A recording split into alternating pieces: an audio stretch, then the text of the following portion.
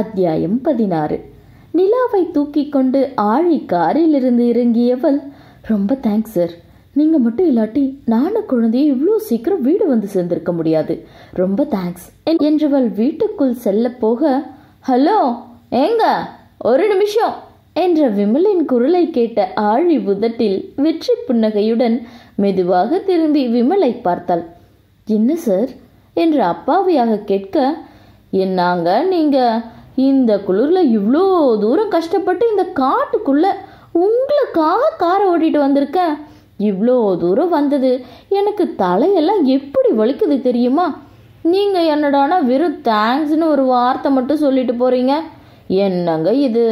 At least வீட்டுக்குள்ள கூப்பிட்டு ஒரு டீ இல்லை காஃபியாவது கொடுக்கலாம்ல, அதுதானங்க பண்பாடு என்று வினை வாயில் குண்டு வைத்து வெடிக்கலாம் என்று எண்ணும் அளவு ஆழிக்கு உள்ளுக்குள் கொதித்தது. அங்கு சைத்ராவோ, அடிங்க பரதேசி பண்ணோட, இது பொழைக்கிற பொழப்புக்கு இது பண்பாட்டை பற்றி பேசுது பாரு மீரா, அப்படியே அந்த வாயை மட்டும் தனியாக வெட்டி எடுத்து இனிமே இப்படி பேசுவியான்னு நம்ம நிலா பாப்பா செருப்பை கொண்டு நல்லா அடித்து வெளுக்கணுண்டி இவனை என்றவள் அவனை வண்டையாக திட்ட, அந்த வார்த்தைகளை கேட்க முடியாமல் மீரா காதை மூடிக்கொள்ள, பாவம் ஆழியால் அது கூட முடியவில்லை. ஹலோ என்னங்க, நான் சொல்லியும் கூட வீட்டுக்குள்ள கூப்பிட மாட்டேங்கிறீங்க என்று விமலை பார்த்த ஆழி, அதில்லை சார், வீட்டில் யாரும் இல்லை என்று சற்று தயங்கியவள், இட்ஸ் ஓகே சார், விதி யார விட்டது, நீங்க உள்ள வாங்க என்றாள். எது விதியா? என்ன சொல்றீங்க நீங்க என்று விமல் கேட்க, அது ஒன்றும் இல்லைங்க சார், நான் போடும் டீயை குடிக்கிறது விஷத்தை குடிக்கிறது ஒன்று தான், அதைத்தான் சொன்னேன், நீங்க வேற எதுவும் தப்பா நினைக்காதீங்க என்றதும் சத்தம் போட்டு சிரித்த விமல், நோ ப்ராப்ளம், உங்க கையால நீங்க விஷத்தை கொடுத்தாலும் நான் குடிக்க ரெடி என்று இழிக்க, ஆழி அவனை நக்கலாக பார்த்தவள், அப்போ உள்ள வாங்க சார், உங்க ஆசைப்படி என் கையால உங்களுக்கு விஷத்தை தரேன் என்றவள் பின்னாடியே வால் பிடித்து கொண்டு சென்றான் விமல்.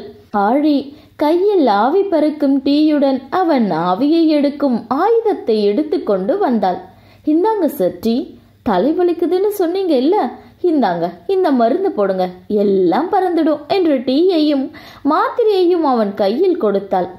டீயை குடித்த விமல், ஏங்க டீ சூப்பரா தான் இருக்கு, என்ன உள்ள கூப்பிடாம அவாய்ட் பண்ண வேணும்னே தானே போய் சொன்னீங்க என்று ஏதோ பெரிய ரகசியத்தை கண்டுபிடித்தது போல் அட்டகாசமாக சிரிக்க, ஆழி அவன் கேவலமான சிரிப்பை சகிக்க முடியாமல் முகத்தை திருப்பிக் கொண்டாள். ஐயோ அப்படியெல்லாம் இல்லைங்க சார், சும்மா ஒரு சேஃப்டிக்கு தான், இந்த காலத்துல யாரையும் நம்ப முடியலல்ல, அதோட இது தனி வீடு வேற, இங்க இருந்து கத்துனா கூட யாருக்கும் கேட்காது, உதவிக்கு கூட யாரும் இல்லை, அதான் என்றவளை வக்ரமாக பார்த்தபடியே எழுந்து ஆழியை நோக்கி நடந்த விமல், நீ சொல்றது உண்மைதான் பியூட்டி, காலம் கெட்டுதான் கிடக்கு, ஆனா பாரு இவ்வளோ தெரிஞ்சு நீ என்ன வீட்டுக்குள்ள விட்டு பெரிய தப்பு பண்ணிட்டியே என்று சிரித்தபடியே விமல் ஆழி தோளில் கை வைக்க, சட்டென அவன் கையை தட்டிவிட்ட ஆழி 2 அடி பின்னால் சென்றாள். ஹலோ என்ன பண்றீங்க நீங்க, முதல்ல வெளியே போங்க என்று கத்தியவளை பார்த்து சத்தமாக சிரித்த விமல், வெளியே போறதுக்கா பியூட்டி நான் உள்ள வந்த, உன்ன மாதிரி ஒரு ஹாட்டான பொண்ணை கண்ணு முன்னால, அதுவும் யாரும் இல்லாத தனி வீட்டில் கை கெட்ட தூரத்தில் வச்சுட்டு வீட்டை விட்டு வெளியே போக நான் என்ன பைத்தியமா என்றவனை முறைத்து பார்த்த ஆழி, ஏய் என்ன பேசுற நீ, எனக்கு உன் அக்கா வயசு இருக்கும்டா, எங்கிட்ட போய் இப்படி தப்பு தப்பா பேசுறிய, உனக்கு அசிங்கமா இல்லை? எது அக்காவா என்று சிரித்த விமல், சாரி பியூட்டி, இந்த சென்டிமெண்டெல்லாம் எனக்கு சுத்தமா இல்லை, எனக்கு பொண்ணுங்க எல்லாம் வெறும் சுகத்துக்கும் பணத்துக்கும் தான் என்றது. அவன் பின்னந்தலையில் பலமாக ஏதோ ஒன்று அடிக்க, அவன் அப்படியே தலையை பிடித்து கொண்டு கீழே சரிந்தான். என்றா நாயே, உனக்கு பொண்ணுங்க எல்லாம் வெறும் சுகத்துக்கும் பணத்துக்கும் தானா, உன்னையெல்லாம் சும்மா விடக்கூடாதுடா என்ற ஆதவ் அங்கிருந்து சேரை எடுத்து விமல் இடுப்பிலேயே பலமாக அடிக்க, விமல் அம்மா என்று அலறிய சத்தம் அந்த வீடு முழுவதும் எதிரொலித்தது. ஐயோ ஐயோ, போலீஸ்கார் போலீஸ்கார், ஸ்டாப் ஸ்டாப், டெம்போ எல்லாம் வச்சு கடத்துறது நாங்க, ரான்சம் அமௌண்ட்டை கேட்கறது நீங்களா? என்ன அநியாயம் இது என்று அரக்க பறக்க ஓடி வந்த சைத்ரா ஆதவ் கையில் இருந்த சேரை பிடுங்கி தரையில் போட்டு அதில் கால் மேல் கால் போட்டு கொண்டு உட்கார்ந்தாள். என்ன ஆதவ் சார், நான் எவ்வளோ நேரமா என்னோட டர்ன் வரும்னு ஆசையா வெயிட் பண்ணிட்டு இருக்கேன். நீங்க என்னடானா ஒரே அடியில இவன் கதையை முடிச்சு என் ஆசையா அழிச்சிடுவீங்க போலையே என்ற சைத்ரா விமல் தலைமுடியை பிடித்து நிமிர்த்தி, ஏண்டா டேய், அப்ப நீ என்ன சொன்ன? பண்பாடா? அடிங்கப்பம் அவனே, யார் யார் எதை பத்தி பேசுறதுன்னு ஒரு வகை தொகையே இல்லை. நீ எல்லாம் அந்த வார்த்தையை சொல்லலாமாடா பரதேசி. அப்புறம் என்ன சொன்ன? அவ பியூட்டியா, ஹாட்டா இருக்காளா என்று விமல் கன்னத்தில் பலார் என்று ஒன்று வைத்து, சொல்லுடா, இப்ப சொல்லுடா பாப்போம். பால் பவுடர் வாங்கி கொடுக்கிற வயசுல உனக்கெல்லாம் பொண்ணுங்க கேக்குதில்ல என்றவள் விமல் கை மற்றும் காலின் அனைத்து நகத்தையும் பிடுங்கி எடுக்க மீரா அவள் பங்கிற்கு அந்த இடத்தில் ஆசிட் ஊற்றிவிட வழியில் விமல் கத்திய கத்தலில் காட்டு மிருகங்கள் கூட தெரித்து ஓடியிருக்கும். ஆழி விமல் தலையில் பட்டென அடித்து தன் உதட்டின் மீது ஒரு விரல் வைத்து ஷ் என்றவள், டேய் மெல்லமா கத்துடா, உள்ள ரூம்ல நிலா பாப்பா தூங்கிட்டு இருக்கு. நீ கத்துல குழந்தை முழிச்சுக்க போறா, அமைதியா கத்துடா என்றவளை விமல் பரிதாபமாக பார்க்க ஆழி நக்கலாக சிரித்தாள். ஹலோ, இன்னும் வீட்டோட இண்டு இடுக்கில் இருக்கிற யாருக்காவது இவனுக்கு சீர்வரிசை செய்ய ஆசை இருந்தா வந்து செஞ்சிடுங்க, அப்புறம் வாய்ப்பு கிடைக்காது என்ற சைத்ரா புல்லட் முகிலும் டெப்டி விஷ்ணுவும் எங்கிருந்தாலும் இங்கு வருமாறு விழாக்குழுவின் சார்பாக கேட்டு இவனை கொல்ல போகிறோம் என்று கத்த முகிலும் விஷ்ணுவும் வீட்டுக்குள் உள்ளே வந்து அவர்கள் ஆசை தீரும் வரை வலுவாக விமலை கவனித்தனர். இருள் முழுதாக சூழ்ந்திருக்கும் அந்த காட்டு பகுதியில் அனைவரும் சுற்றி இருக்க விமல் மரண பயத்துடன் அனைவர் முகத்தையும் மாறி மாறி பார்த்தபடி தரையில் கிடந்தான். டே விஷ்ணு, பேசாம இவனை அரெஸ்ட் பண்ணி ஜெயில போட்டலாண்டா. இவன்லாம் இவ்வளோ சீக்கிரம் சாகக்கூடாது. அணு அணுவா ஜெயில கிடந்து சித்திரவதைப்பட்டு சாகணும். பேசாம இவங்கிட்ட ஸ்டேட்மெண்ட் வாங்கி எல்லாத்தையும் அரெஸ்ட் பண்ணலாம் என்க பெண்கள் மூவரும் எதா என்றபடி தலையில் கை வைத்து அப்பவே முகில் சொன்னாரு, என்ன இருந்தாலும் எங்க புத்தி போலீஸ் புத்தின்னு சரியாத்தான் இருக்கு என்று வாய்விட்டு புலம்பினார். ஹலோ ஆதவ் சார், முதல்ல உங்களுக்குள்ள இருக்கிற சிபிஐக்கு லீவ் லெட்டர் கொடுத்து வெளியே அனுப்புங்க. எப்ப பாரு நீதிடா நியாயம்டான்னு சரத்குமார் மாதிரி பேசிட்டு தெரியறது. உங்களால இவனெல்லாம் ஒன்றும் பண்ண முடியாது, அது உங்களுக்கும் தெரியும்.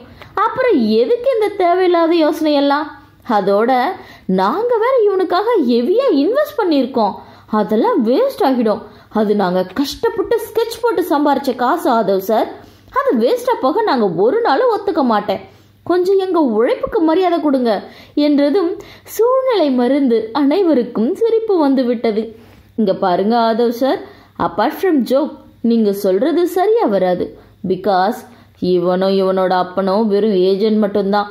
இவனுக்கு சைலேஷ் பத்தியே முழுசா தெரியாது. அப்புறம் யுவராஜ் பத்தி என்ன சொல்றது சொல்லுங்க? அஃப்கோர்ஸ் நாங்க நினைச்சா உங்களுக்கு எல்லா ஆதாரத்தையும் சொடுக்க போடுற நேரத்துல ரெடி பண்ணி தர முடியும் தான். பட் அதை நாங்க செய்ய மாட்டோம். பிகாஸ் இவனை ஜெயில போட்ட அடுத்த 4 நாள்ல இவன் அப்ப இந்த நாயை வெளியே கொண்டு வந்துடுவான். வந்தது இந்த நாய் உங்க ஒருத்தரையும் தேடி தேடி அழிக்க பார்க்கும். அதை எங்களால பார்க்க முடியாது அது சார். எங்களுக்கு நிலா பாப்பா ரொம்ப முக்கியம். இவனை வெளியே விட்டு பாப்பா உயிருக்கு ஆபத்தை தேடி வைக்க நாங்க விரும்பல என்ற சைத்ரா திரும்பி விமலை பார்த்தவள், அதோட நீங்க உங்க ஐடியாவை ரொம்ப லேட்டா சொல்லிட்டீங்க. ஆல்ரெடி இவன் நரகத்தை நோக்கி தன் பயணத்தை தொடங்கிட்டார் ஆபீசர் என்று இமை கொட்டி சிரித்தாள். என்ன சொல்ற சைத்ரா, நீ என்ன பண்ணி? இல்ல, இதை எப்ப பண்ணீங்க என்று முகில் வியப்பாக கேட்க அவனை பார்த்து கண்ணடித்த சைத்ரா, செஞ்ச ஆளு பின்னாடி நிக்குது, அதையே கேளுங்க என்று ஆழியை கை காட்ட ஆண்கள் மூவரும் ஆழியை பார்த்தனர். நானா ஒன்னும் செய்யல முகில், இவன் தான் உங்க கையால பாய்சன் கொடுத்தாலும் பாயாசம் மாதிரி ஸ்வீல் பண்ணுவேன்னு சொன்னான். அதான் என் கையாலேயே பாய்சன் கொடுத்தேன். அப்ப இவனுக்கு கொடுத்த டீயில நீ விஷம் கலந்தியா என்று விஷ்ணுவை பார்த்து அவள் இல்லை என்க. அப்புறம் எப்படி என்றான் விஷ்ணு.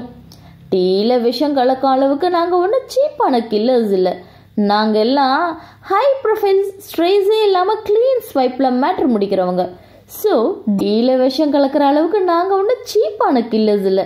நாங்கள் எல்லாம் ஹை ப்ரொஃபைல் ட்ரேஸே இல்லாமல் க்ளீன் ஸ்வைப் மேட்டரில் முடிக்கிறவங்க. ஸோ டீலெல்லாம் விஷம் கலக்க மாட்டோம். விஷம் அவன் இப்போ முழுங்கின மருந்தில் தான் இருந்தது. பயபுல ஒரு முழு பாம்பை முழுங்கி இருக்கு என்று மீரா சொல்ல, விமல் முகத்தை போன போக்கை பார்த்த மீரா, என்னடா புரியலையா? ஆழி உனக்கு ஒரு கேப்சூல் கொடுத்தால ஞாபகம் இருக்கா? அதுக்குள்ள தலைவலி மருந்து இல்லடா, உன் தலைவிதியை முடிக்க போற உன்னோட யம இன்னும் கொஞ்ச நேரத்தில் அது தூக்கத்திலிருந்து முழிச்சு உன்னை ஒரேடியாக தூங்க வைக்க போகுது. ஆனால் அது நடக்க என்று தன் கை கடிகாரத்தை பார்த்து, இன்னும் சரியா 10 மணி நேரம் இருக்கு. நாங்கள் இப்போ இங்கிருந்து கிளம்பிடுவோம். உனக்கு உயிர் மேலே ஆசை இருந்தா இந்த காட்டில இருந்து வெளியே போய் உயிர் பழைச்சிக்கோ என்ற மீரா அவள் 5 விரல்களும் அவன் கன்னத்தில் பதியும் அளவுக்கு பலார் என்று ஒன்று வைத்தாள். ஆழி, மீரா என்ன சொல்றாங்க? எனக்கு ஒன்றும் புரியல. அதுவும் அவனை இங்க விட்டுட்டு போக போறோம்னு சொல்றாங்க. என்ன இதெல்லாம்? உங்களுக்கு புரியுற மாதிரி சொல்றேன். அது டேய் பரதேசி, நீயும் கேளு. அப்பதான் நீ எப்படி சாக போறேன்னு தெரிஞ்சு உனக்கு இன்னும் குளுகுளுன்னு இருக்கும் என்று ஆழி இவனுக்கு கொடுத்த அந்த கேப்சூலுக்குள்ள ஒரு சின்ன சைஸ் ஸ்னேக் இருக்கு. சைஸ் தான் குட்டி, பட் இட்ஸ் வெரி பாய்சனஸ். அதை தான் கேப்சூல் உள்ள வச்சு இவனுக்கு கொடுத்தேன். இன்னும் கொஞ்ச நேரத்தில் இவன் பாடி டெம்பரேச்சர் சூட்டில் கேப்சூல் மெல்ட் ஆகி ஸ்னேக் வெளியே வரும் என்றதுதான் விமல் வயிற்றை பிடித்து கொண்டு வாந்தி எடுக்க பார்க்க, தச்சி வாய்முடு, பேசிட்டு இருக்கல்ல, சத்தம் போட்டுட்டு இருக்க. சைத்து, அவன் வாயில் 4 மிதி மிதிடி. வித் பிளஷர் ஆழி என்று விமல் அருகில் சென்ற சைத்ரா, எங்க ஆழி ஆக்டர் விஜய் மாதிரி சத்தமா பேசாத, சுத்தமா பிடிக்காது, மொத்தமா தூக்கிடுவேன் கேசு என்று விமல் வாயில் பிளாஸ்டரை ஒட்டி விட்டு ஆழியை பார்த்து, யூ கண்டினியூ என்றாள். அந்த ஸ்னேக் வெளியே வந்து இவனை கடிச்சது இவனோட உடம்போட ஒவ்வொரு பார்ட்டும் செயல் இழக்க ஆரம்பிக்கும். அதில் ஃபர்ஸ்ட் பார்ட் அவனோட வாய் தான். ஐ மீன் அவனால் பேச முடியாது. தென் கண்ணு பீஸ் போயிடும். அப்படியே ஒவ்வொரு பார்ட்டாக இங்கிருந்து இந்த காட்டை கடந்து வெளியே போகிற கொஞ்சது 7 மணி நேரம் ஆகும். அதுக்குள்ளே இவனோட பாதி உயிர் போயிருக்கோம். இங்கே நிறைய சென்னாயிங்க இருக்குது. அதுங்க இவன் மீதி உயிரை நைட்டு டின்னருக்கு எடுத்துக்கும்.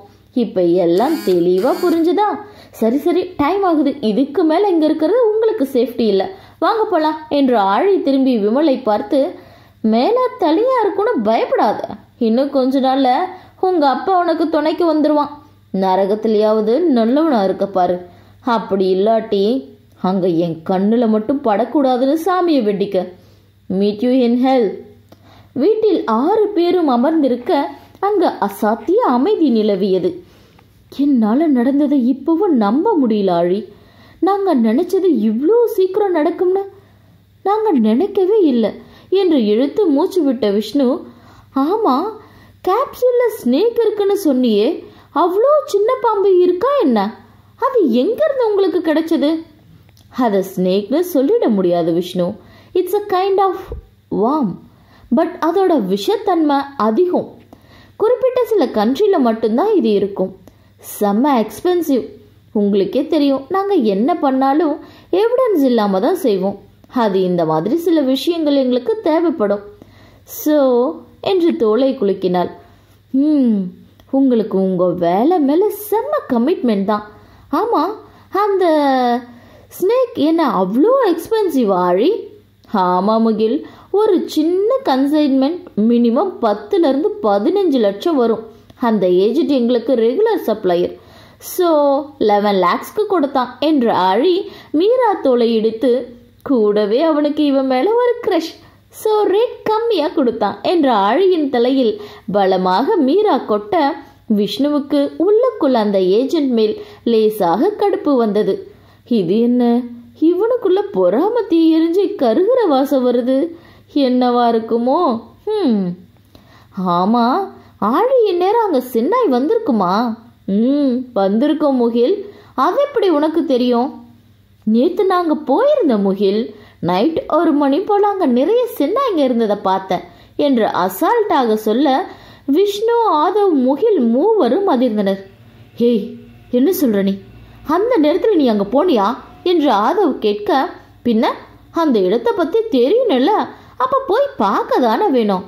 இதுங்க எங்க வேலையில சகஜமான ஒண்ணுதான் எனும் போதே ஏதோ நொறுங்கும் சத்தம் கேட்க அனைவரும் அதிர்ந்து எழுந்து நிற்க, ஆதவ் காலடியில் அங்கிருந்த பெரிய பூஜாடி கீழே விழுந்து உடைந்திருக்க, கண்களில் கோபம் அக்கினியாக எரிய ஆழியை தீயாக முறைத்து கொண்டிருந்தான் ஆதவ். அத்தியாயம் 17. ஆதவ் கோபமாக ஆழியில் அருகில் வந்து அவள் கன்னத்தில் பலார் என்று ஒரு அறை விட, அந்த அடியில் அனைவரும் அதிர்ந்து நிற்க, ஆழி மட்டும் கன்னத்தில் கை வைத்தபடி ஆதவையே இமைக்காமல் பார்த்து கொண்டிருந்தாள். அறிவிற்காடி உனக்கு? மனசுல என்ன உனக்கு பெரிய வீரமங்கை வேலுநாச்சியர் நினைப்பா? யாரு கேட்டுடி அந்த நேரத்துல நீ அந்த இடத்துக்கு போன? எதுக்கடி போன? இவ்வளவு வாய்க்கடியே பேச தெரியுதுல்ல, கொலைக்கெல்லாம் பிளான் போட தெரியுதுல்ல, அந்த இடத்துல எவ்வளவு ஆபத்து இருக்குன்னு உனக்கு தெரியாது? நீ பாட்டுக்கு தனியா அந்த நேரத்துல அங்க போயிருக்கியே, உனக்கு ஏதாவது ஆகியிருந்தா என்னடி ஆகுறது? ஏற்கனவே ஒருத்திய பறி கொடுத்துட்டு நாங்க தவிக்கிறது போதாதா? உனக்கு ஏதாவது ஆச்சுன்னா என்னடி பண்றது? நீ போயிட்டான்னா என்றவனை ஆழி விழி உயர்த்தி பார்க்க, உனக்கு ஏதாவது ஒன்று ஆச்சுன்னா நிலாவை யாரு பார்க்கறது? அவளை பத்தி ஒரு நிமிஷமாச்சும் யோசிச்சியா நீ?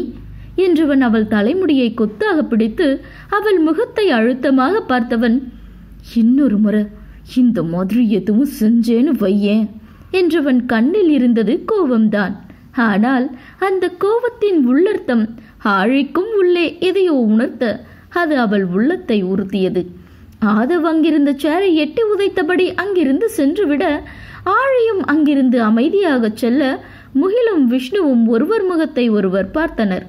மீரா, உனக்கு ஆதவ் சார் கோபத்துக்கு காரணம் புரியுதா என்ற சைத்ராவை பார்த்து ஆம் என்று தலையாட்டிய மீரா, இது நடக்க வாய்ப்பே இல்லை, பட் இது நடந்தா நான் என்று திரும்பி சைத்ராவை பார்த்து, நமக்கு இந்த உலகத்திலேயே அதை விட பெரிய சந்தோஷம் வேற என்ன இருக்கும் என்க.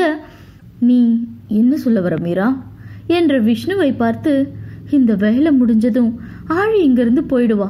அதோட ஏற்கனவே ஒரு முறை அவள் லைஃப் பத்தி நாங்க பேசணும். ஐ மீன் அவளுக்குன்னு ஒரு லைஃப் பத்தி. பட் ரத்தக்கரை படிஞ்ச அவ வாழ்க்கையில ஒரு குடும்பத்துல போய் நல்ல மருமகளா, மனைவியா, தாயா வாழ்ற தகுதி தனக்கு இல்லைன்னு சொல்லிட்டான். அவளுக்கு இப்ப இருக்க ஒரே எண்ணம் ஆஷாவை கொண்டவங்களை முடிச்சுட்டு எங்க 2 பேரையும் நல்லபடியா செட்டில் பண்ணிட்டு எங்கேயாவது போயிடணுங்கிறது தான். அவ ஒரு முடிவெடுத்தா அதுல இருந்து எக்காரணம் கொண்டு மாற மாட்டான். அதான் அப்படி சொன்ன என்ற மீராவும் சைத்ராவும் அவர்கள் காட்டேஜுக்கு சென்றனர். விமல் கதையை முடித்த அடுத்த நாளே அனைவரும் கொடைக்கானலில் இருந்து சென்னை திரும்பி 2 நாட்கள் ஆகியிருந்தது. அன்றைய சம்பவத்திற்கு பிறகு ஆழி ஆதவ் முகத்தை பார்ப்பதை கூட தவிர்த்தாள். அவனை விட்டு தள்ளி இருப்பதென அவள் முடிவு செய்திருக்க, ஆதவ் இனி ஒரு நிமிடம் கூட அவளை தன்னை விட்டு தள்ளி இருக்க விடக்கூடாது என்ற முடிவில் இருந்தான். அன்றைய இரவுக்கு மறுநாள் சென்னை வந்தவுடன் விஷ்ணுவும் முகிலும் ஆதவை தனியாக சந்தித்து ஆழினி பற்றி பேச, ஆதவ் அமைதியாக அலைக்கடலை வெறித்து பார்த்து கொண்டிருந்தான். டேய், நாங்க கேட்டுட்டே இருக்கோம், நீ பாட்டுக்கு அமைதியா கம்முன்னு இருந்தா என்ன அர்த்தம்? வாயை திறந்து ஏதாவது பேசுடா, அப்பதானே உன் மனசுல என்ன இருக்குன்னு எங்களுக்கு தெரியும் என்ற விஷ்ணுவை திரும்பி பார்த்த ஆதவ், ஆழி என்றான் ஒரே வார்த்தையில். புரியல என்றான் விஷ்ணு. இன்னுமாடா உனக்கு புரியல? நீ உன் மனசுல என்ன இருக்குன்னு கேட்டதுக்கு பதிலா அவன் சொல்லிட்டான், அவன் மனசுல ஆழிதான் இருக்கான்னு என்ற முகில் முகத்தில் அத்தனை மகிழ்ச்சி. டேய் முகில், டேய் முகில் சொல்றது சரிதானா?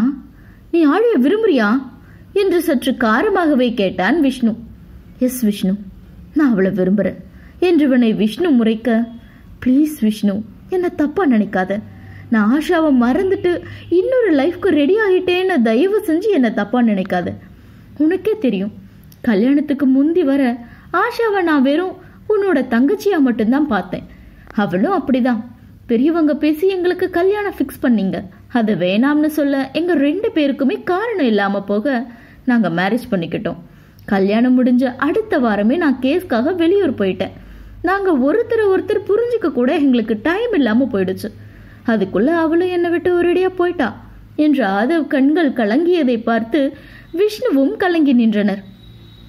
எங்களுக்குள்ள கணவன் மனைவின்ற உறவு இருந்ததை தவிர காதல் இருந்ததில்லை. அதுக்கான நேரம் எங்களுக்கு கடைசி வரை கிடைக்கவே இல்லை விஷ்ணு. ஓ, இப்போ உனக்கு நேரம் இருக்கு, அதோட ஆஷாவும் இல்லை. ஸோ நீ ஆழிய ஆஷா இடத்துல வைக்க நினைக்கிறல்ல என்ற விஷ்ணுவின் பேச்சில் முகிலுக்கு எரிச்சல் வந்தது. டேய், என்ன பேசுறன்னு தெரிஞ்சு பேசு. அவன் ஆஷா மேல எவ்வளோ பாசம் வச்சிருந்தா நமக்கு நல்லாவே தெரியும். தெரிஞ்சு இப்படி பேசுறியே? நீ சொல்றத பார்த்தா அது காலம் பூரா இல்லாத ஆஷாவை நினைச்சிட்டு இப்படி தனியாவே இருக்கணும்னு நினைக்கிறியா என்று கத்த. டேய், என்ன பேசுற நீ? அவ என் தங்கச்சின்னா இவன் என்னோட ஃப்ரெண்ட் இல்ல? நான் அவன் நல்லா இருக்க கூடாது நான் நினைப்பேன். போடா. ஆனா ஆஷா இருந்த இடத்துக்கு ஆழிய போய் எப்படிடா இவனுக்கு அவ மேல போய் என்ற விஷ்ணுவை பார்த்து நக்கலாக சிரித்த முகில், அந்த மீரா பொண்ணை பார்த்து ஒருத்தன் சொல்லு விட்டான்னு சொல்லும் போது உனக்கு எதுக்கு அடிவயிறு கருகுச்சோ அது மாதிரிதான் இவனுக்கும் ஆழி மேல லவ் வந்திருக்கும் என்றதுதான். அதற்கு மேல் விஷ்ணுவுக்கு பேச்சே வரவில்லை. என்னடா பேச்சைய காணோம் என்று விஷ்ணுவை கலாய்த்த முகில், இங்க பாரு விஷ்ணு, ஆஷா இருந்த இடத்துக்கு ஆழி தகுதியானவளான்னு எனக்கு தெரியாது. ஆனா இந்த உலகத்துல நிலாவுக்கு அம்மாவா இருக்க தகுதி ஆழி ஒருத்திக்கு மட்டும்தான் இருக்கு. அதை நீ புரிஞ்சுக்க என்றதும் விஷ்ணுவுக்கு முகில் சொல்வது சரி என்று தோன்றியது. ஆமா விஷ்ணு, முதல்ல ஆழி பத்தி தெரிஞ்ச போது நான் கூட அவளை வீட்டை விட்டு அனுப்பதான் நினைச்சேன். ஆனா அன்னைக்கு என்னை பயமுறுத்த நிலாவை கடத்த கூடவே ஆழிய மாட்டிக்கிட்டா. அவ நினைச்சிருந்தா நிலாவை அவங்க கிட்ட கொடுத்துட்டு போயிருக்கலாம், இவ தப்பிச்சிருக்கலாம். ஆனா அவ அதை செய்யல. அவ உயிருக்கும் மானத்துக்கும் ஆபத்துன்னு தெரிஞ்சும் அவ நிலாவை விட்டு போகல. போதை மருந்து மயக்கத்துல அவ முழு உடம்பு அவ கண்ட்ரோல்ல இல்லாத நிலையில கூட நிலாவை விடாம நெஞ்சோட அணைச்சு பிடிச்சிட்டு இருந்தாடா அவ. அதை பார்த்த அந்த நிமிஷம் என்னையும் அறியாம அவ எனக்குள்ள வந்துட்டா விஷ்ணு. முகில் சொன்ன மாதிரி நிலாவுக்கு அம்மாவா இருக்கிற தகுதி இந்த உலகத்துல ஆழிய தவிர வேற யாருக்கும் இல்லை. அதே மாதிரி என் லைஃப்லயும் அவளை தவிர வேற யாரும் வர முடியாது என்று உறுதியாக சொல்ல விஷ்ணுவுக்கு ஆதவின் மனது புரிந்தது. அவன் முடிவு சரி என்றே தோன்றியது. நீ சொல்றது எனக்கு புரியுது ஆதவ். உனக்காக இல்லாட்டியும் நிலாவுக்காக நான் ஆழியை அக்செப்ட் பண்ணிக்கிறேன். ஆனா இதுக்கு ஆழி ஒரு நாள் சம்மதிக்க மாட்டாளே, அதுக்கு என்ன பண்ணுவ என்ற விஷ்ணுவை கேள்வியாக பார்த்தான் ஆதவ். ஏன் விஷ்ணு அப்படி சொல்ற? ஏன் என்னை பத்தி அவ எதுவும் சொன்னாளா? என்ன பிடிக்காதுன்னு உங்ககிட்ட சொன்னாளா? ஆழி எதுவும் சொல்லலடா. அன்னைக்கு நைட் நீ ஆழிய பலார்னு ஒன்று விட்டு போனிய, அப்ப மீரா தான் சொன்னான் ஆழி கல்யாணம் செஞ்சுக்க மாட்டேன்னு ஸ்ட்ராங்கா இருக்கான் என்றவன் அன்று மீரா சொன்ன அனைத்தையும் சொல்லி முடிக்க ஆதவ் ஒரு நிமிடம் அமைதியாக இருந்தவன், அவ தானே கல்யாணம் செஞ்சுக்க மாட்டேன்னு சொன்னா, இட்ஸ் ஓகே, அவ கல்யாணம் செஞ்சுக்க வேணாம், நான் அவளை கல்யாணம் செஞ்சுக்கிறேன் என்று முகம் முழுவதும் புன்னகையோடு சொன்னவன், அவ்வளவுதான், மேட்டர் சால்வ் என்றவன் அங்கிருந்து செல்ல ரொம்ப நாள் கழித்து ஆதவ் முகத்தில் சிரிப்பை பார்த்த இருவருக்கும் மனது நிறைந்தது. ஆதவ் அந்த பக்கம் சென்றதும் முகில் கையை பிடித்து முறுக்கி பிடித்த விஷ்ணு, டேய், நான் பேசிட்டு இருக்கும்போது நீ ஏண்டா இடைய மீரா பத்தி எடுத்த? அப்படிதாண்டா இழுப்பேன். அவன் ஆழிய விரும்புறது தப்புனா நீ மட்டும் மீராவை பார்த்து சொல்லி விடலாமா? அது மட்டும் நியாயமா? ஆமா, அது என்னடா அந்த பொண்ணை பார்த்து அப்படி வழியிற நீ? ஒரு டெபுட்டி கமிஷனர் பண்ற வேலையா இது என்று எதிர்கேள்வி கேட்க விஷ்ணு அசடு வழிய சிரித்தான். டச்சி, முகத்தை ஒழுங்காவை பார்க்க சகிக்கலச்சி என்று முகில் கையை மீண்டும் முறுக்கிய விஷ்ணு, அதெல்லாம் லவ் ஃபீல்டா, அதெல்லாம் மனுஷங்களுக்கு தான் தெரியும், உன்ன மாதிரி அனிமல்ஸுக்கு புரியாது. பேசாம நீ ஒன்று பண்ணுடா, ஆதவும் ஆழியும் நானும் மீராவும், மீதி இருக்கிறது அந்த ஓட்டவை சைத்ரா தான். பேசாம நீ அவளை கரெக்ட் பண்ணு, 3 பேரும் ஒரே நல்ல கல்யாணம் முடிச்சு ஒன்னா ஒரே ஃபேமிலியா ஹாப்பி ஃபேமிலியா செட்டில் ஆகிடலாம். என்ன சொல்ற நீ? எப்படியா ஐடியா என்று விஷ்ணு காலை மிதித்தான் முகில். ஏண்டா போயும் அந்த பிசாசுக்கிட்ட என்ன மாட்டி விட பாக்குற? வாயாடாது ஷப்பா, ஒரு நிமிஷம் கூட மூடாம எப்ப பாரு படப்படன்னு பேசிட்டே இருக்கு. எப்பா, நான் மட்டும் அதுக்கு வாக்கப்பட்டேன். கல்யாணம் முடிஞ்ச அடுத்த நாளே ENT டாக்டரை பார்த்து என் காது நரம்ப கட் பண்ணி என்னை செவிடாக்கிடுங்கன்னு டாக்டர் காலை பிடிச்சி கொஞ்சிட்டு இருப்பேன். அந்த நிலைமை தேவையா எனக்கு? ஆள விடுடா சாமி என்று கையெடுத்து கும்பிட இருவரும் சிரித்தபடியே அங்கிருந்து சென்றனர். அடுத்து வந்த ஒவ்வொரு நாளும் ஒவ்வொரு நொடியும் ஆதவ் ஆழி நெருங்கி கொண்டிருக்க அவன் அருகாமை ஆழியின் மன உறுதியை ரொம்பவே சோதித்து பார்த்தது. அவனை நெருங்கவும் முடியாது, விட்டு விலகவும் முடியாமல் தவித்து போனாள் ஆழி. இந்த லவ் போராட்டத்தின் இடையிலும் தன் இரத்த போராட்டத்தின் வேலைகளை கச்சிதமாக செய்து முடித்திருந்தாள் ஆழி. சுற்றி எங்கும் இருள் சூழ்ந்திருந்த அந்த இடத்தில் கை கால்கள் கட்டப்பட்ட நிலையில் குப்புற கிடந்தவனை பார்த்த ஆதவ், உயிர் இருக்கா இல்ல எடுத்துட்டீங்களா என்று கிண்டலாக கேட்க, அது எப்படி ஆதவ் சார், நீங்க இல்லாமையா? நீங்க வர கொஞ்சம் லேட் ஆச்சு, அதான் சும்மா கொஞ்சம் டச்சப் பண்ணிட்டு இருந்தோம். உயிர் இன்னும் கொஞ்சம் மிச்சம் இருக்கு. மீரா வாய் பேசின போது, எல்லாம் ரெடியா என்று ஆழி ஆதவை பார்க்காமல் முகத்தை திருப்பிக் கொள்ள, மீரா ஆழியை பார்த்து தன் கட்டை விரலை உயர்த்தி காட்டினாள். ஆழி, விமலோட அப்பா பெரிய ஆளாச்சே, அவனை எப்படி இவ்வளோ ஈஸியா கலத்துனீங்க?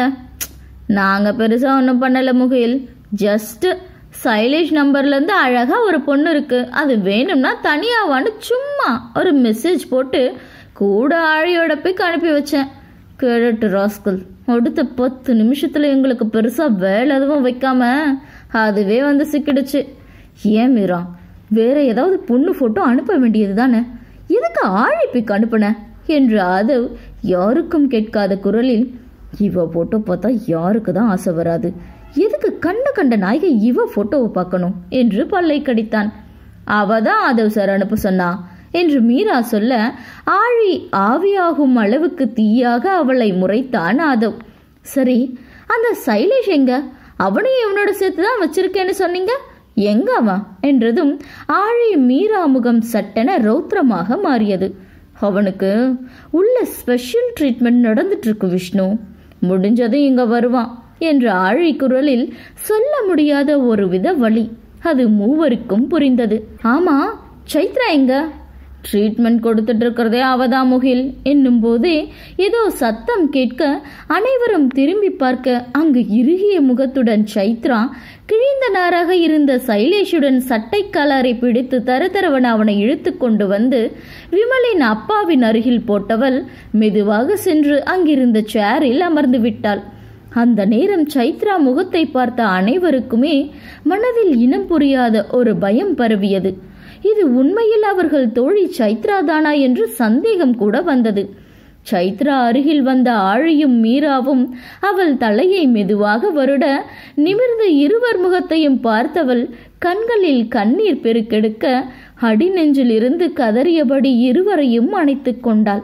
ஆழி சைலேஷ் அருகில் வந்து, உன்னை தூக்கினா இத்தனை நாள்ல நாங்க கிரிமினல்ல உனக்கு தெரிஞ்சிருக்கோம், இப்போ உனக்கு தெரியாத ஒரு உண்மையை நான் சொல்லவா?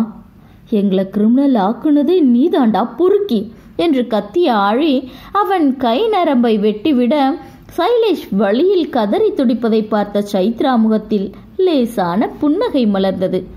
எங்களை யாருன்னு தெரியுதா என்று கேட்ட ஆழியை நிமிர்ந்து பார்க்க கூட பலமில்லாமல் கையை பிடித்து கொண்டு வழியில் இல்லை என்று தலையை மட்டும் ஆட்டினான் சைலேஷ். எப்படி ஞாபகம் இருக்கும்? நீ நாசம் பண்ண பொண்ணுங்க லிஸ்ட் தான் சீன பிரிஞ்சுவர் மாதிரி நீளமாச்சே, அதுல நாங்க யாருன்னு எப்படி உனக்கு தெரியும்? சரி, என்னதான் தெரியல, அவளையாவது தெரியுதா பாரு என்று கல்லாக அமர்ந்திருந்த சைத்ராவை கை காட்ட, சைலேஷ் நிமிர்ந்து அவளை பார்த்து விட்டு, தெரியல என்றான். பார்த்து பல வருஷம் ஆயிடுச்சுல்ல, முகம் மறந்துருக்கும். சரி, அவ பேர் சொல்றேன், அப்பவாவது தெரியுதான்னு பாரு. அவ பேரு சைத்ரா என்க சைலேஷ் சட்டென நிமிர்ந்து சைத்ரா முகம் பார்க்க, அவள் கண்களில் கொலைவெறியோடு சைலேஷை பார்த்து கொண்டிருந்தாள். எச்சிலை விழுங்கியபடி, அப்ப நீ என்று மரண பயத்துடன் ஆழியை பார்த்து கேட்க, கரெக்ட், நீ நினைக்கிறது சரிதான், நானேதான் ஆழினி, உன்னோட எம.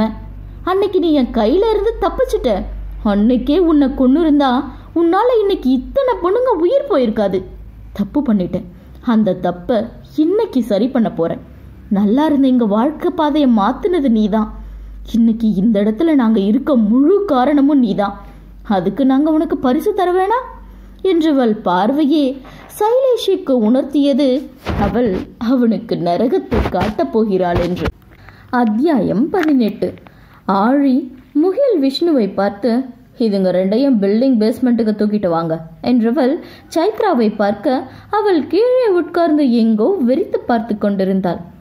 ஆழி மீராவும் சைத்ரா அருகில் சென்று அவள் தோளில் கை வைக்க அவள் நிமிர்ந்து இருவரின் முகத்தையும் பார்க்க, எழுந்து வா சைத்து, உன்னோட கணக்கு தீக்கும் டைம் வந்துடுச்சு, வா என்றதும் சைத்ரா கீ கொடுத்த பொம்மை போல் எழுந்து ஆழி தோளில் சாய்ந்தபடியே செல்ல, எப்போதும் துருதுருவென வாய் பேசிக்கொண்டு பட்டாம்பூச்சி போல் திரியும் சைத்ராவை இப்படி மழையில் நனைந்த கலைந்த வண்ண கோலம் போல இருப்பதை கண்ட ஆண்கள் மூவருக்கும் என்னவோ போல் இருந்தது. 6 பேரும் பேஸ்மெண்ட் சென்றனர். அங்கு ஒரு பெரிய கண்ணாடி தொட்டி இருக்க அதனுடன் ஒரு பெரிய பைப் இணைக்கப்பட்டு அதன் ஒரு முனையில் ஒரு வால்வும் இருந்தது. ஆழி, விஷ்ணு, முகில், அங்க இருக்க இரும்பு சங்கிலில இவனுங்க 2 பேரையும் கட்டுங்க என்றதும், ஓகே ஆழி என்று இருவரையும் ஆழி சொன்னது போல் அந்த இரும்பு சங்கிலியில் இணைத்து கட்டினர் முகிலும் விஷ்ணுவும். மீரா ஆழி தோளில் சாய்ந்திருந்த சைத்ரா கையில் ஒரு ரிமோட்டை கொடுத்து, இன்னையோட எல்லாம் முடியட்டும் சைத்து, இந்த புடி என்றாள். சைத்ரா ஆழி முகத்தை பார்க்க அவள் கண்களை மூடி திறக்க சைத்ரா அந்த ரிமோட்டில் இருந்து ஒரு பட்டனை அழுத்த அந்த இருவரையும் கட்டியிருந்த சங்கிலி இழுக்க தொடங்க அவர்கள் அந்த கண்ணாடி தொட்டிக்குள் மெல்ல மெல்ல இறங்கி நின்றனர். பின் அவர்கள் மேல் தண்ணீர் கொட்ட ஆரம்பித்தது. என்ன ஆழி, இவங்கள மூச்சு முட்டை வச்சு கொல்ல போறியா என்று விஷ்ணு கேட்க, அதுக்கு வாய்ப்பே இல்லை விஷ்ணு, விமலுக்கே அப்படி ஒரு சாவை கொடுத்த இவனுங்களை இவ்வளோ ஈஸியா சாக விட மாட்டான். அதோட சைத்ரா முகத்தை பார்க்கும் போதே தெரியுது இதுல வேற ஏதோ இருக்குன்னு. சோ கண்டிப்பா இவனுங்க சாவு விமலை விட கொடுமையாதான் இருக்கும் என்று ஆதவை ஒரு நிமிடம் ஆழமாக பார்த்தாள் ஆழினி. ஏய் ஆழி, சைத்ரா ஏன் இப்படி இருக்கா? எனக்கு அவளை இப்படி பார்க்க ஒரு மாதிரி கஷ்டமா இருக்கு. என்னாச்சு இவளுக்கு என்ற முகில் குரலில் சைத்ராவுக்காக உண்மையான வருத்தம் தெரிய சைத்ரா திரும்பி முகிலை நன்றியோடு பார்த்தாள். இப்போ ஒன்றும் கேட்காத முகில், இன்னும் கொஞ்ச நேரத்துல எல்லாம் முடிஞ்சிடும். அதுக்கப்புறம் எங்களுக்கு எங்க பழைய சைத்ரா நிரந்தரமா கிடைச்சிடுவான் என்று ஆழி, சைத்து உன் கணக்க முடி எனும் போதே அந்த தொட்டியில் இருந்த தண்ணீர் சைலேஷ் மற்றும் விமல் தந்தையின் கழுத்து வரை வந்திருந்தது. சைத்ரா ரிமோட்டில் இன்னொரு பட்டனை அழுத்த தண்ணீர் நின்றது. சைத்ரா அந்த தொட்டி அருகில் சென்று சைலேஷை குரோதத்துடன் பார்த்தவள், அன்னைக்கு நான் அணுவா துடிச்சதை நீ பார்த்து ரசிச்சுட்டு இருந்த மாதிரி இன்னைக்கு நீ அணுவா சாகிறத நான் ரசிச்சு பார்க்க போறேன்டா என்றவள் இன்னொரு பட்டனை அழுத்த அந்த தொட்டிக்கு மேல் இருந்த பெரிய பைப் திறந்து கொள்ள அதிலிருந்து எண்ணற்ற குட்டி குட்டி மீன்கள் அந்த தொட்டியில் கொட்டியது. அதை பார்த்து அதிர்ந்த ஆதவ், அழியுது இந்த மீன் எல்லாம் என்று ஆழிமுகம் பார்க்க அவள் அந்த தொட்டியில் இருந்த தண்ணீர் கொஞ்சம் கொஞ்சமாக சிவப்பு நிறமாக மாறுவதை ஒரு நிறைவோடு பார்த்து கொண்டிருந்தாள். எஸ் ஆதவ், நீங்க நினைக்கிறது சரிதான், இது பிரானா ஃபிஷ் தான். கொஞ்சம் கொஞ்சமா இவனுங்க உடம்பு அது கடிச்சு முழுசா தின்னி முடிக்க இன்னும் எப்படியும் கொஞ்சம் நேரம் ஆகும். அதுக்காக தான் சின்ன சின்ன மீன்களை பார்த்து பார்த்து வர வச்சேன். இன்னும் கொஞ்ச நேரத்துல இவனுங்க எலும்பு மட்டும் இந்த தொட்டில மிதக்கும் என்றவள் குரலில் இருந்த வன்மம் ஆதவுக்கு புதிது. பிராணா மீன்களின் தாக்குதலில் வலி தாங்க முடியாமல் சைலேஷ் கத்திய சத்தம் சைத்ராவுக்கு மன நிறைவை தர அவள் முகம் கொஞ்சம் கொஞ்சமாக மலர ஆரம்பித்தது. அடுத்த சில நிமிடங்களில் அந்த தொட்டியில் இருந்த தண்ணீர் முழுவதும் இரத்தமாக மாறியிருக்க சைலேஷ் மற்றும் விமல் அப்பனின் எலும்புகள் மட்டுமே மிச்சம் இருந்தது. மீரா அங்கிருந்த ஒரு லிவரை பிடித்து இழுக்க அடுத்த நிமிடம் அந்த தொட்டியில் இருந்த நீரோடு மீன்களும் மீதி இருந்த எலும்புகளும் இருந்த இடம் தெரியாமல் எங்கோ ஓடி மறைந்தது. வெகு நாட்களுக்கு பிறகு நிம்மதியாக உறங்கும் சைத்ராவை பார்த்த ஆழி மீரா இருவரும் மனதில் அப்படி ஒரு நிறைவு. இப்பவாவது சொல்ல ஆழி, சைத்ராக்கு என்ன ஆச்சு? எப்பவும் சுட்டித்தனமா சுத்திட்டு இருக்க பொண்ணு இப்படி பார்க்கவே மனசுக்கு ஒரு மாதிரி இருக்கு. உங்க 3 பேருக்கும் அவளை கொஞ்ச நாளாதான் பழக்கம். உங்களுக்கே அவளை இப்படி பார்க்க கஷ்டமா இருக்குன்னா இதுதான் அவளோட நிஜம்னு தெரிஞ்ச எங்களுக்கு எவ்வளோ கஷ்டமா இருக்கும் விஷ்ணு என்றவளை புரியாமல் பார்த்தான் விஷ்ணு. நீ சொல்றது எனக்கு புரியல ஆழி. என்ற விஷ்ணுவை பார்த்து இழுத்து மூச்சு விட்ட ஆழி, புரியாது விஷ்ணு, எங்களை பற்றி எங்களுக்கே இன்னும் புரியாமல் இருக்கும்போது உங்களுக்கு என்ன சொல்லி புரிய வைக்கிறது? ஏன் ஆழி ஒரு மாதிரி பேசுகிற? நாங்கள் உன்னை இப்படி உடைஞ்சு போய் பார்த்ததே இல்லையே. எப்பவும் தைரியமா கெத்தா இருக்க ஆழியா இப்படி பேசுறது? என்னதான் ஆச்சு ஆழி உங்களுக்கு? தைரியம் என்று அசட்டையாக சிரித்த ஆழி, நாங்கள் 3 பேரும் தைரியசாலியெல்லாம் இல்லை முகில். ரொம்ப ரொம்ப ரொம்ப சாதாரணமான உலகம் தெரியாத சின்ன பொண்ணுங்களா அடுத்த வேளை சாப்பாட்டுக்கு, எங்கள் எதிர்காலத்துக்கு, படிப்புக்காக போராடிட்டு இருந்தவங்க நாங்கள். ஒரு நாள், ஒரே ஒரு நாள் எங்கள் 3 பேர் வாழ்க்கையையும் அப்படியே புரட்டி போட்டுச்சு முகில். நாங்கள் கடைசியாக சிரித்ததும் அன்னைக்கு தான். அதுக்கு பிறகு எங்களுக்கு உண்மையாக சிரிக்கிறது எப்படின்னே மறந்து போச்சு என்றவள் குரலில் அப்படி ஒரு வெறுமை. ப்ளீஸ் ஆழி, தேவையில்லாமல் எதையும் நினச்சி இப்படி ஃபீல் பண்ணாத.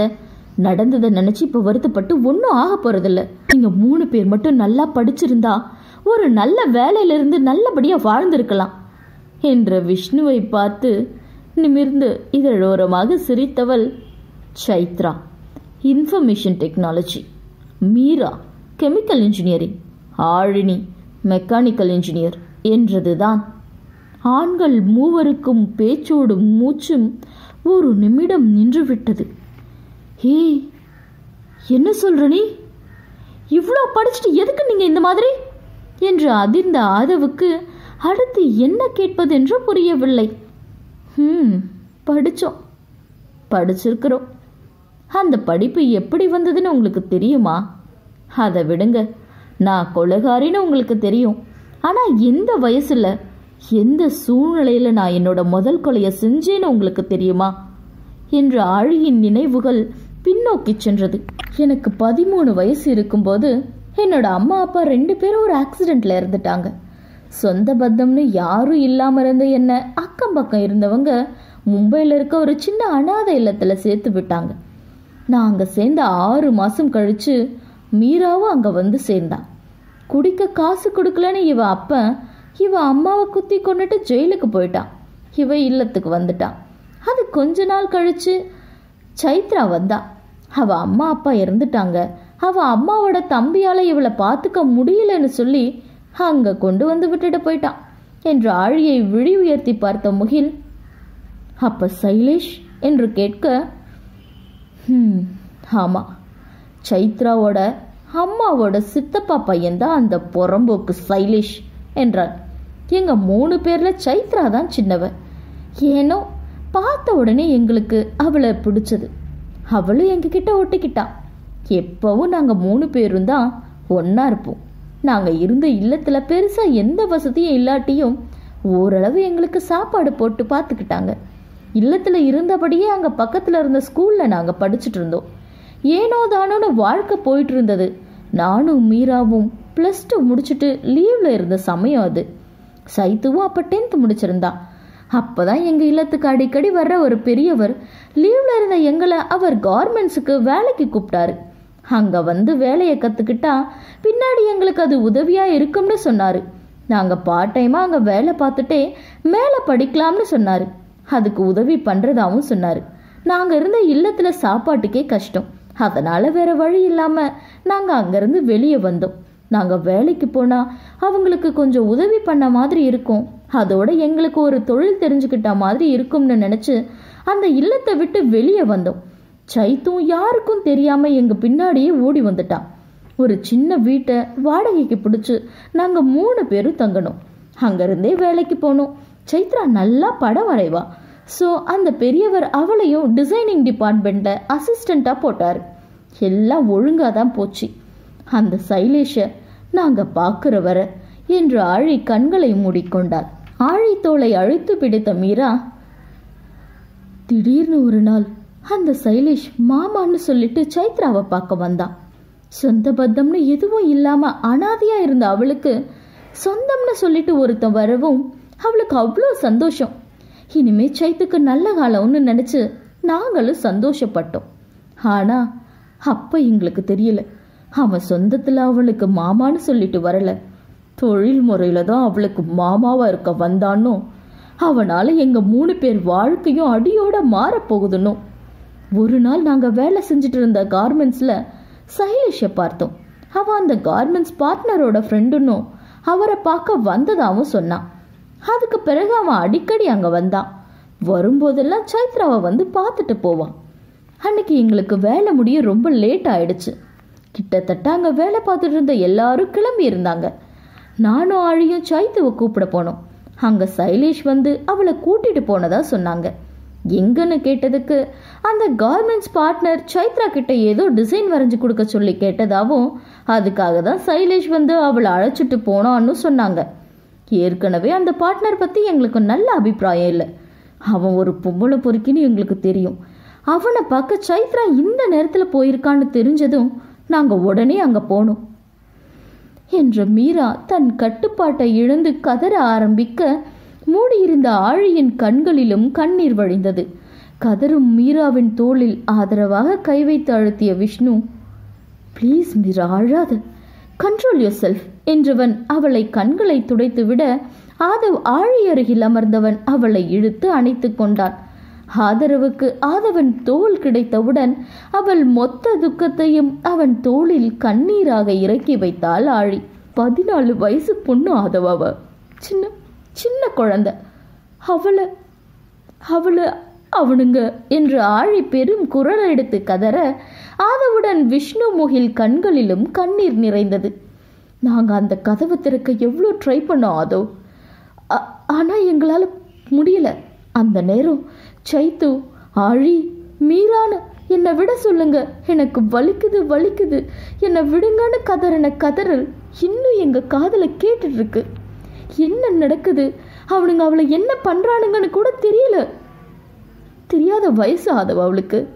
அவளை போய் எங்கள் 2 பேர் கண்ணு முன்னாடியே அவளை என்று ஆழி ஆதவ் மடியிலேயே முகம் புதைத்து கதற மீராவும் முகத்தை மூடிக்கொண்டு கதறினாள். அங்கிருந்து ஒரு இரும்பு கம்பி எடுத்து அந்த ரூம் ஜன்னல் கண்ணாடியை உடைச்சிட்டு உள்ள போனோம்.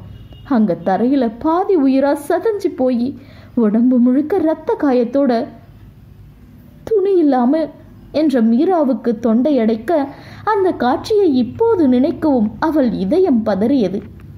நாங்க குழந்தை மாதிரி பார்த்து வளர்த்த பிள்ளைய எங்க கண்ணு முன்னாடியே கசக்கி கிடக்கிறத பார்த்த அடுத்த நிமிஷம் எனக்கு எல்லாம் மறந்து போச்சு.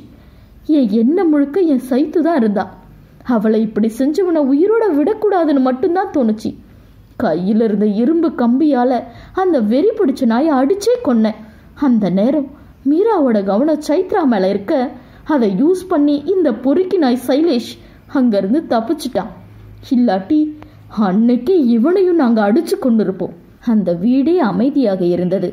ஆழிக்கும் மீராவுக்கும் கண்களில் கண்ணீர் வறண்டு விட அழுக கூட முடியாமல் சுவற்றை வெறித்து பார்த்தபடி உட்கார்ந்திருக்க முகில் பார்வை முழுவதும் இன்று பிறந்த குழந்தை போல் நிர்மலமான முகத்தோடு உறங்கிக் கொண்டிருந்த சைத்ரா மேலேயே நிலைத்து நின்றது. அந்த நாளுக்கு பிறகு எங்க வாழ்க்கையே அடியோட மாறிடுச்சு. செத்து கிடந்தவன் பக்கத்துல பாதி செத்து கிடந்த சைத்ராவை மடியில போட்டுட்டு அடுத்து என்னன்னு தெரியாம உட்கார்ந்துட்டு இருந்தோம். அப்பதான் அங்க பார்க்க ரவுடி மாதிரி இருந்த 4-5 பேர் வந்தாங்க. அங்கிருந்து சூழ்நிலையை பார்த்துட்டு யாருக்கோ ஃபோன் பண்ணி பேசினாங்க.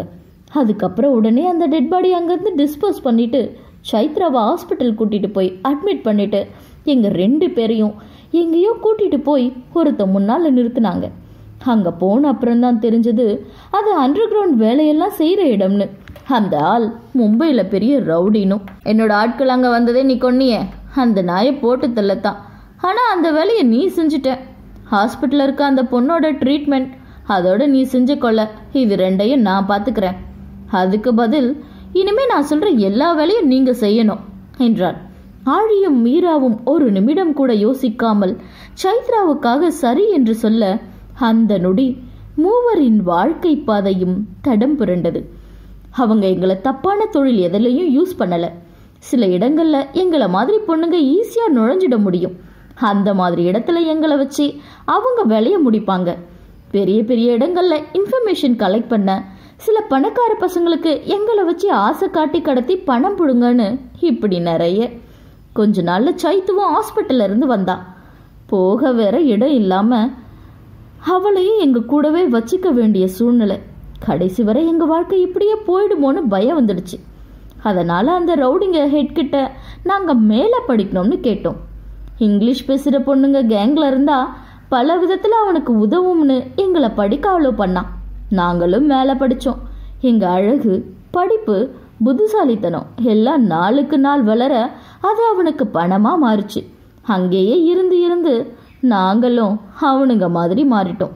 கொலையெல்லாம் எங்களுக்கு ஒரு பெரிய மேட்ரே இல்லைன்ற அளவுக்கு ஆகிடுச்சு. ஒரு ஸ்டேஜில் வந்தால் எங்களை வச்சு வேறு வழியில் பணம் சம்பாதிக்க திட்டம் போட்டான்.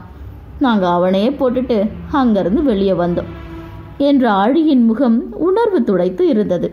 நீங்கள் 3 பேருங்க இவ்வளோ படிச்சிருக்கீங்களே, வேற ஏதாவது வேலை செஞ்சு கௌரவமாக வாழ்ந்திருக்கலாமே என்ற விஷ்ணுவை பார்த்து விரக்தியாக சிரித்த மீரா, படிப்பை கொடுத்த கடவுள் கூடவே கொஞ்சம் அழகையும் எங்களுக்கு சேர்த்து கொடுத்து தப்பி பண்ணிட்டானே விஷ்ணு. நாங்கள் என்ன பண்ணுறது? ஏன் நீங்களே முதல் தடவை ஆழியை பார்த்தப்போ அவளை பார்த்து சொன்னீங்களே, நீ செம்ம அழகா ஹாட்டாக இருக்கன்னு. அந்த அழகுதான் எங்களை எங்கேயும் நிம்மதியாக வாழ விடலை. வேலைக்கு போகிற இடத்துலெல்லாம் எங்கள் உடம்புக்கு தான் விலை வச்சானுங்க. ஏற்கனவே சைத்ரா படக்கூடாதது எல்லாம் பட்டுட்டா. அதிலிருந்து அவளை வெளியே கொண்டு வரவே நாங்கள் ரொம்ப கஷ்டப்பட்டோம். மறுபடியும் ஏதாவது தப்பாக நடந்து அதை தாங்குற சக்தி எங்களுக்கு இல்லை. So back to the pavilion மாதிரி அந்த ரவுடிக்காக செஞ்ச வேலையை நாங்கள் படித்த படிப்பை வச்சு இன்னும் ஹைடெக்காக எங்களுக்காக செய்ய ஆரம்பித்தோம். அதுக்கப்புறம் கொலையே எங்கள் தொழிலாக போயிடுச்சு. அந்த வாழ்க்கையிலிருந்து எங்களை மாற்றி வெளியே கொண்டு வந்தா ஆஷா. அவளால் நாங்கள் மாறணும். இப்போ அவளுக்காக மறுபடியும் இதுக்குள்ளே வந்துட்டோம். ஆனால் பல வருஷமாக நாங்கள் தேடிட்டு திரிஞ்ச சைலேஷ் இங்கே இப்படி எங்கள் கையில் சிக்குவான்னு நாங்கள் எதிர்பார்க்கல. இன்னும் அந்த யுவராஜ் மட்டும்தான் பாக்கி. அவனையும் முடிச்சிட்டா ஒன்ஸ் பர் ஆல் எல்லாமே முடிஞ்சிடும் என்று ஆழியும் மீராவும் எழுந்து சென்றுவிட ஆண்கள் மூவரும் அவர்களின் நிலையை நினைத்து அடி நின்று கனத்தது. அதுவும் சைத்ராவுக்குள் இப்படி ஒரு வழி இருக்கும் என்று யாரும் நினைக்கவில்லை. அவளை நினைக்க நினைக்க ஷைலேஷுக்கு இன்னும் மோசமான மரணத்தை தந்திருக்க வேண்டும் என்று தோன்றியது.